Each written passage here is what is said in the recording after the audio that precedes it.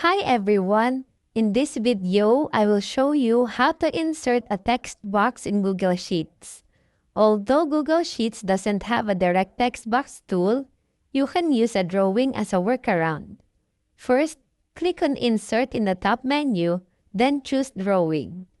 In the drawing window that appears, click the text box icon, the one that looks like a square with two letter T's inside.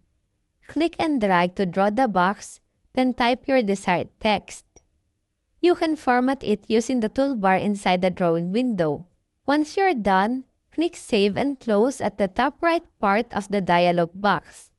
The text box will now appear in your sheet.